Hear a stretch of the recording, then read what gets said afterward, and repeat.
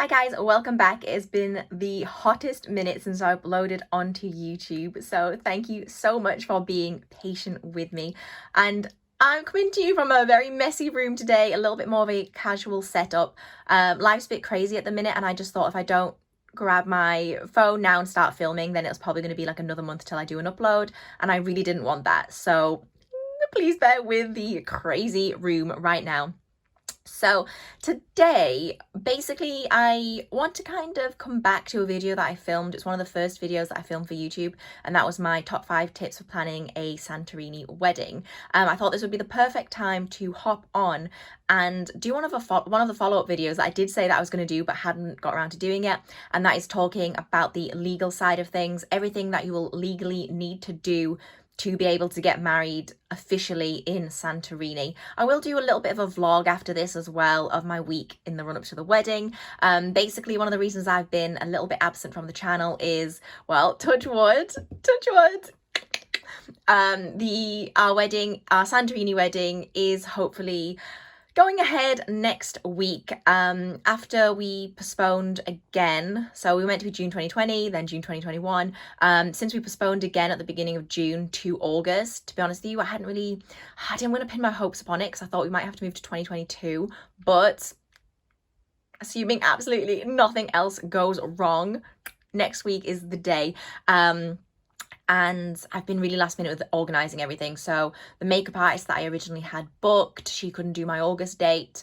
I've just managed to find a new makeup artist yesterday. So yeah, the wedding is next week. So for all you other last minute queens out there, last minute planning, it's fine. Like, it can be done. No worries. But yeah, things have just been a bit crazy. So one thing though that you cannot leave till last minute is the legal side of things. So I will talk a little bit about that now. Now, I am filming this August 2021. So if you are watching this and it's maybe like, you know, a few years down the line, definitely just double check with your wedding planner to make sure that this is still correct, just in case they change anything. But hopefully they won't. I personally found it quite overwhelming.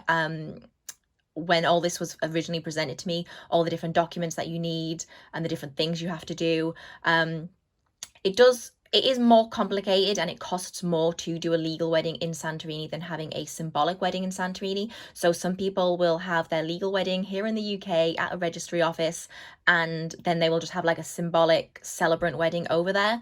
Obviously, which is absolutely fine if that's what you want to do.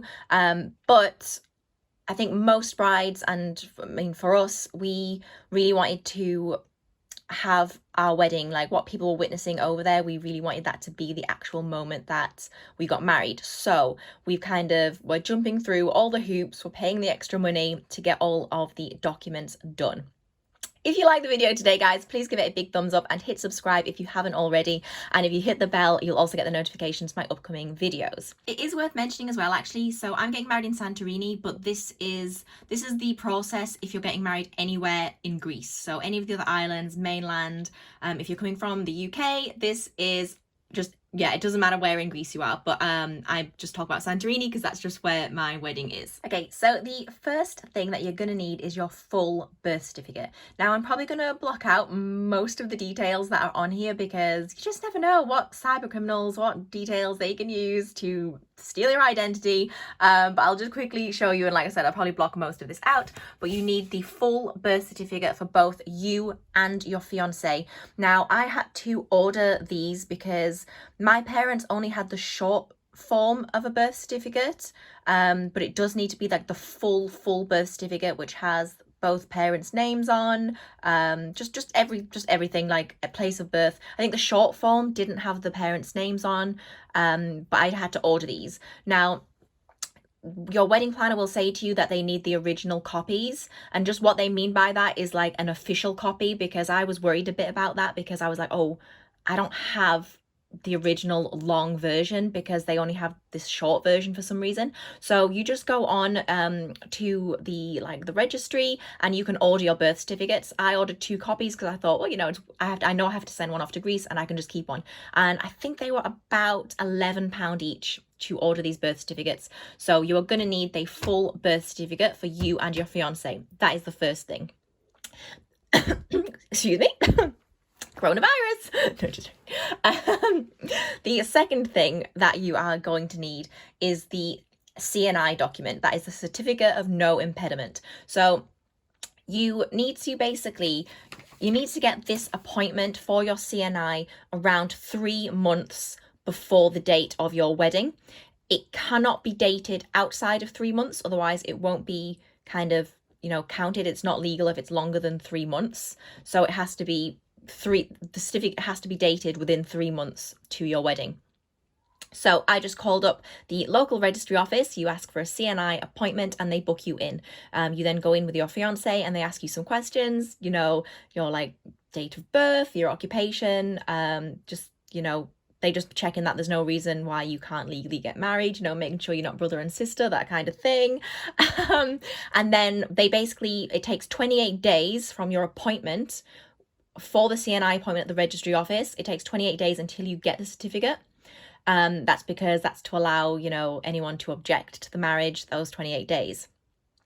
So this is the certificate that you then get. Now, again, I'm probably going to have to block out most of the information, but just so you can kind of see generally. So you can see here, this is the date that we had the CNI appointment. And then this date here is the date that the date that the certificate was issued. Now, that is the date where the certificate is issued. This one has to be within 3 months of your wedding. Now, for those eagle-eyed viewers out there, you're probably noticing, April, that is not within 3 months of August, where we are right now. Basically, this certificate was obviously done for our June wedding. And because of everything happening with coronavirus, the registry over in Greece have extended it to 6 months. So that means that we could still use these certificates. We didn't have to pay to get these done again. The CNI appointment, they cost £35 a person. So it was £70 in total. So we didn't have to get that done again. But I'm going to just tell you guys 3 months, because I think probably after this whole coronavirus thing's over, they're going to very swiftly just move back to the normal rules of 3 months. These two documents, the birth certificate and the CNI, those are the documents that the registry need. They also do need your passports as well, but everyone pretty much just has their passports kicking about. Now, the next thing that you need, because you are getting married in Greece and these are UK documents, you then need to get each one of these 4 documents, so the 2 birth certificates and the 2 CNI certificates, you need to get them apostille stamped. Now, what that means is that's basically a government stamp from the UK that proves to the Greek authorities that the documents that you are providing are real, they're not forgeries, those kind of things. So this is what the apostille stamp looks like on the back. So each of my 4 documents, I have an apostille stamp. So let me just show you, there's that one on here. And then my 2 CNI, I have there as well. And that basically, it just says that it's basically a legit document. Now, these, again, you have to pay for to get the apostille stamps. For the 4 documents, plus the secure postage, I paid £120. So that's £120 for the apostille stamp, £70 for the CNI certificate, and then I paid £22 to get the copies of the birth certificate, but you may already have the long version of your birth certificate, so you might not need to get those. But those are the costs that were involved so far. Now, the apostille stamp, there is a website that you can go to. I'll leave the website just here, and I'll also pop it in the description box below, where you can apply for the apostille stamp. I got mine on the official UK government website. I think other places do them, but why would you go anywhere else? That's all I think. And, go straight to the source, straight to the government. The apostille stamps took around 2 to 3 weeks to arrive. So again, you have to factor that in your time. So what I did was had my CNI appointment just outside of the 3 months, so that when it came back, the certificate was dated just within the 3 months before the wedding. And then as soon as they come back, you can then send your documents off to get apostille stamped, which means that hopefully everything will be back in time for you to be able to take over to Greece, because the next stage is translations. So once you have your 4 documents here with the apostille stamp, they then need to be translated into Greek. So again, you can legally get married there. You have to follow all of these rules. So I am getting my translations done through my wedding planner. It's a solicitor in Greece who does the translations. For me, I just thought it was the easiest thing to do would be to just basically, you scan all these documents in, you scan the apostle stamps, you just scan everything, and then they do the translations for you. It's around, again, it depends on, you know, different people do it, different solicitors, different planners, they have different prices. But to have these 4 documents translated into Greek, I think is costing me around 380 euros. I'm going to double check that and I will pop it on the screen whether that's right or wrong, but it's around 380 euros on top of what I've already paid to get these translated into Greek. You then have to do everything backwards. So when you then get legally married in Greece, the wedding certificate, the marriage certificate that you're going to get is in Greek. So you then have to pay again, which is, I haven't done this yet because obviously we're not married yet, but the next stage will be to get the marriage certificate. I'm then paying 150 euros to get the marriage certificate translated from Greek to English. And then I think I have to get it apostle stamped as well. Yeah. But for now, I'm just worrying about the things that I need to do to actually legally get married. So to quickly refresh, and I'll do maybe a little checklist here as well. The things you are going to need are, well, your 2 passports, your fiance and yourself, both of your full birth certificate, not the short form, the full birth certificate. You then need to book your CNI appointment for around 3 months before your wedding date. You'll then each get your certificate of no impediment, your CNI document, and then you need to send them all off to get the apostle stamps. Once each of your document is apostle stamped, you then scan them to your wedding planner, or if you are using your own solicitor or, you know, whoever you are using for that, you then need to scan your documents off for all of these to then be translated into Greek. And at that point, you can legally get married. But then, like I said, once you actually have had your legal wedding, it's then kind of going to be the reverse. So everything is going to then be, the marriage certificate needs then paying to be translated from Greek to English, and so on, apostle stamps, etc. So it is quite a long and costly procedure, but you know, I'm only planning on doing this once. So we're heading out next week. I am going to try and vlog our hotels and different restaurants and things. Obviously I'm not gonna have my camera out too much, especially not on the wedding day or the hen do day the day before, because obviously, you know, I've waited a long time for this and I just want to be really massively in the moment. But I also do want to share it with you guys as well, so I will get the camera out as much as I possibly can. So big moment to help me with my YouTubing. I thought I would treat myself to a new Mac, because the Mac that I've been using to upload my videos to be fair to it, it's still doing well considering how old it is. I think I got that in, it's about 2012, 2013. And it's just getting to the point now where it's getting really slow. The cable is so frayed, it just looks like, you know, fire. It's a fire hazard, you know. So I thought I'd treat myself to a new Mac. So I just thought I would unbox with you guys, just to kind of show you the new Mac that I got, that's hopefully going to help me actually upload videos more often again onto YouTube, because I was doing 2 a week when I first started the channel back in February, but that was during, you know, the lockdown, and I'm a bit disappointed with myself that I didn't keep going and doing the 2 a week even after everything kind of opened up and we went back to work. Okay, so here it is. So I went for space grey. This is the space grey colour. I had the silver of my last MacBook. I was the silver, but I went for the space grey just to, why not, be a bit different. Okay, you can see the colour better now that I've taken the sheet off. I just got a big, just straight away, big finger mark on it. Great. But yeah, so this is the space grey colour, which is a lot darker than the silver one that I had. Oh my god, my fingers. And then the little apple's a little bit darker on this one as well. So let's have a look. Ooh. Oh. Oh. I love Apple. I just love Apple. I would never, I'm one of those people, this is not sponsored by Apple, obviously, I wish.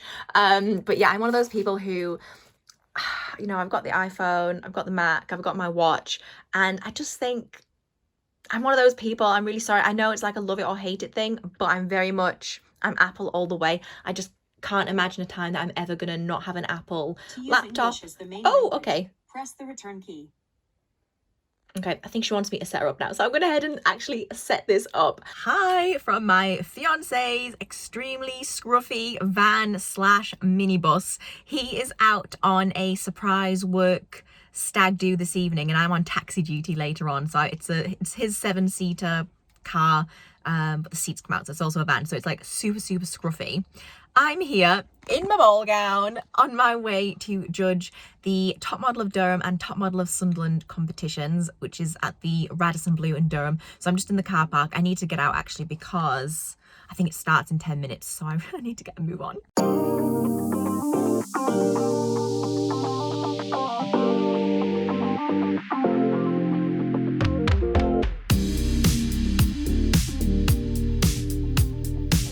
There's no long mirrors, but this is my dress from the Dressworks. It's Giovanni. The night's going really well so far. I'm really enjoying it. I keep forgetting to vlog them all while we're in there, and I keep devouring the food without showing you guys. Sorry. So it's just super dark, but how pretty is this view? I'm in Newcastle. It is my best friend's wedding tomorrow, so we've just been down for some drinks, and yeah, and I'm just chilling in the room with this awesome view. And it's the wedding tomorrow, and I can't wait. I'm a bridesmaid. It's my friend Sandra, who I've been best friends with since I've been 11, so ooh, yay, can't wait. Sorry, this is super dark. I just really wanted to show you guys this view. P.S. Can you actually believe that the hotel allows you to open the window so you can come out onto this ledge like this? I'm literally on the 4th floor, literally just hanging here on a ledge. I don't know if you can see it because it's so dark. Higher health and safety. Not complaining though, because it means I can come out and properly see this view. Hey, it's 6:15. I'm definitely not gonna be flipping the camera on for me. I have not slept all night. I can't remember the last time I was up at 6:15. I've actually been up since 5:25 to be honest with you, but I stayed in bed for a bit. But how lush. I kind of caught this little bit of a sunrise, and then we've got the views today. But yeah, I didn't even need to get up till 8, but yeah, I've been up since 5:25. Ugh. Hi guys, I've just realised I didn't film an outro for this video, so this is just a really random one. We're in the car on the way to Heathrow Airport. We've just left. We're flying tomorrow, but we're staying over at Heathrow tonight because the flight is at 8 a.m. in the morning.